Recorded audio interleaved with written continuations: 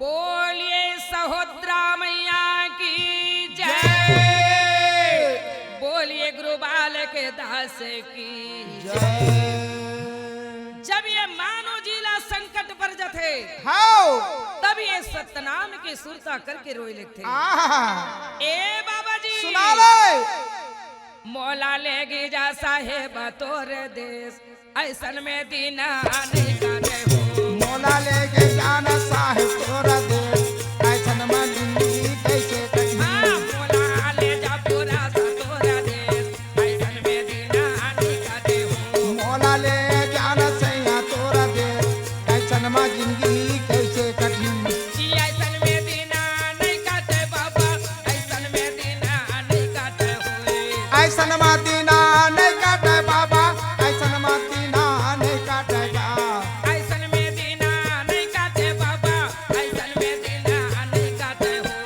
ऐसन में दीना नहीं काटे साहेब ऐसन में दीना नहीं काटेगा। मौला ले जा साहेब तोरा देश ऐसन में दीना नहीं काटे हो। मौला ले जाना साहेब तोरा देश ऐसन में दीना नहीं काटे हो। जाना साहेब तोरा देश ऐसन में दीना नहीं काटे हो।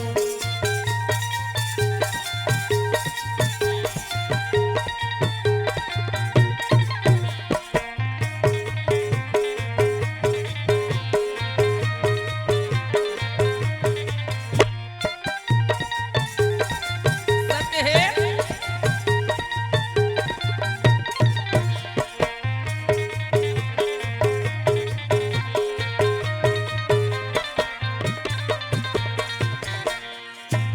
ये यहाँ चला देश में या माया मरिया है लाखों या मरिया है। यहाँ जाना देश में आमाया मरैया है आमाया मरैया है। ये रानी सुना ले भैया यहाँ चल देश में या माया मरिया लाखों मरैया या है। माया मरिया कोने कौन है भैया? बेटा हमोरे अच्छा बेटी मोरे ओह ये धन दौलत हीरा मोती मोरे। मोरे चे कहा थे आज इस समय जब तक तोर पास में शक्ति है शक्ति है। और कमा कमा के धन लत बेटा बेटी नारी ला देता आहा तब तोर तीर में ये मन लटके ओहो काबार काबर हमार बर कमा के लावत है लावत है भैया। जब तोकर कमाई बंद हो गई और काया शिथिल हो गए आहा तो ये सब छोड़ देगा। सही बात। ये यहाँ चल देश में या माया मरिया है लाखों या मरिया है। यहाँ जाना देश में आमाया मरैया है आमाया मरैया है।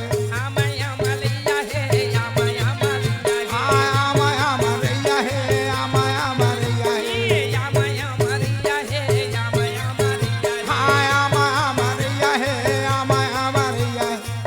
उदला खाते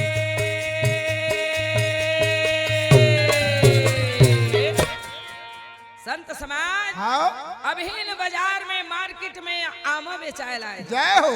आमा ला खरीद के ये मानो जी मन खाते खात है ओकर रस ला ओकर गुदाला सही बात। अब आखिरत में वो गोही फेंक। फेंका जथे।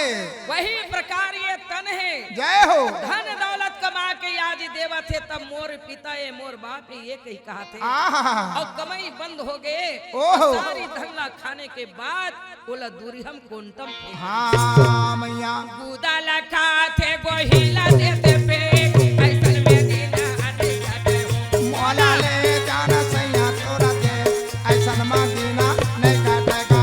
मौला ले जाना बाबा तोरा देश ऐसन में दीना नहीं काटेगा। ना बाबा तोरा देश ऐसन में दीना नहीं काटेगा।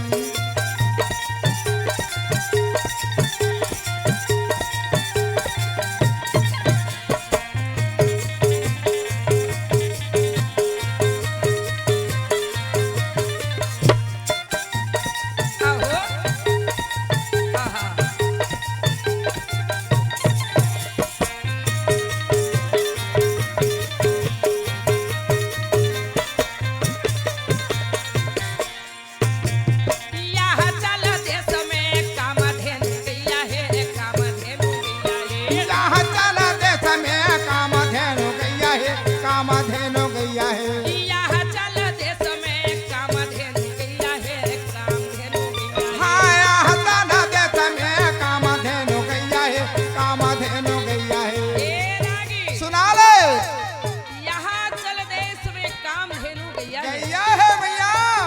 कामधेनु गैया कौन है? कौन है माँ? हमारे बाबा गुरु घासीदास की अमृत रूपी बानी जय हो। जे है ये चोला के मुक्ति के धाम है। धाम है। ओ जगर बाबा जी के अमृत रूपी बानी होते आहा। सतनाम चौका आरती होते जय हो।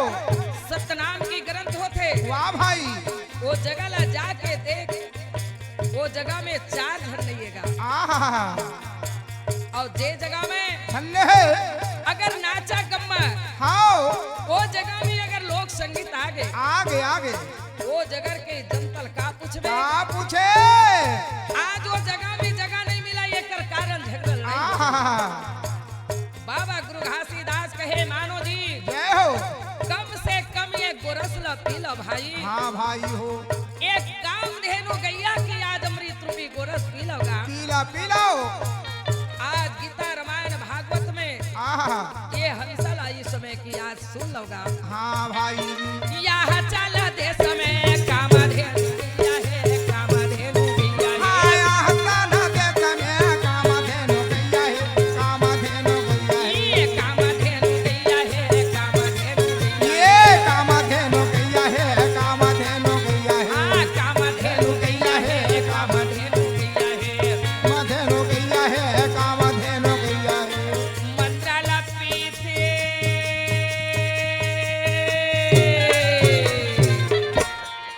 जत्का बताए हाँ हाँ। वो जगह में आज इस समय जनता मन के भीड़ लगे रही थेगा। अच्छा।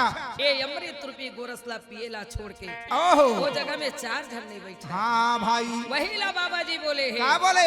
मंत्राला पीछे गोरस